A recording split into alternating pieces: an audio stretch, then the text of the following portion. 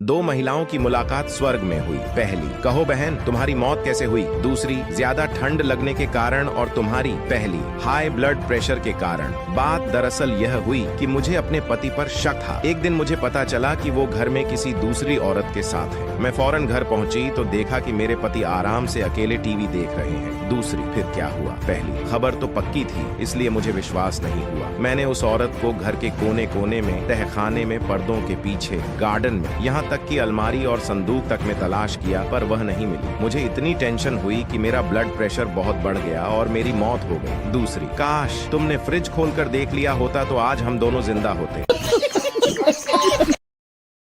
वकील साहब जिस एसी कोच में बैठे थे वो एक्सप्रेस ट्रेन करीब करीब खाली ही थी। उसमें बहुत कम यात्री थे और उनके वाले पोर्शन में उनके अलावा दूसरा कोई पैसेंजर नहीं था। तभी एक महिला कोच में उनके वाले पोर्शन में आई और वकील साहब से बोली, मिस्टर तुम्हारे पास जो भी रुपया, सोना, घड़ी, मोबाइल है सब मुझे सौंप दो, नहीं तो मैं चिल्लाऊंगी कि तुमने मेरे साथ छेड़छाड़ की है। वकील साहब ने शांति से अपने ब्रीफकेस से एक कागज निकाला और उस पर लिखा, मैं गूंगा बहरा हूँ, न बोल सकता हूँ और न ही सुन सकता हूँ, तुम्हें जो कुछ कहना है इस कागज पर लिख दो। महिला ने जो भी कहा था वह उसी कागज पर लिख कर दे दिया। वकील साहब ने उस कागज को मोड़कर हिफाजत से अपनी जेब में रखा और बोले, हाँ अब चिल्लाओ कि मैंने तुम्हारे साथ छेड़छाड़ की है, अब मेरे पास तुम्हारा लिखित बयान है।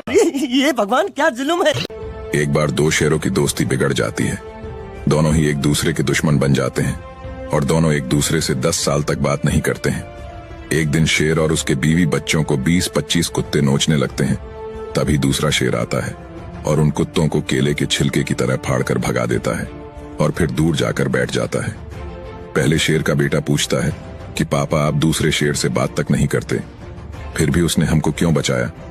शेर ने कहा, बेटा भले ही नाराजगी हो लेकिन दोस्ती इतनी भी कमजोर नहीं होनी चाहिए कि कुत्ते फायदा उठा लें।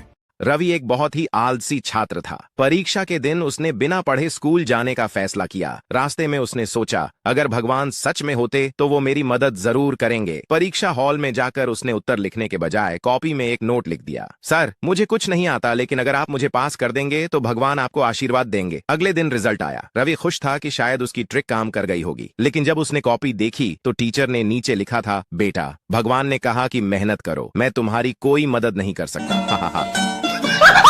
दो मित्र बचपन से साथ पढ़े साथ खेले। एक पढ़ने में होशियार, दिन भर पढ़ता रहता था। दूसरा पढ़ने में चोर, पढ़ता ही नहीं था। एक तो क्लास में अव्वल रहता, दूसरा मुश्किल से पास होता। 12वीं तक पहुंचते एक ने टॉप किया, दूसरा फेल हो गया। दोनों अब अलग हो गए। पढ़ने वाला मित्र पढ़ता गया, BSc, MSc, PhD, सफल वैज्ञानिक बना। 15 वर्ष बीत गए। वैज्ञानिक बना मित्र आज बहुत खुश था। उसे उत्कृष्ट अनुसंधान कार्य के लिए अवार्ड मिलना था। घर से निकलते उसे अपने मित्र की याद आ गई। सोचने लगा, पढ़ता नहीं था, कोई छोटा मोटा काम करता होगा। आज वो यहाँ होता तो देखकर खुश होता कि किस मुकाम पर पहुंच गया। तालियों की गड़गड़ाहट में वो मंत्री जी से अवार्ड लेने नजदीक पहुंचा। यह क्या आश्चर्य, मंत्री वही पुराना मित्र पास बुलाकर कान में बोला, साले मेरे ही आगे हाथ फैलाना था तो इतना पढ़ने की क्या जरूरत थी।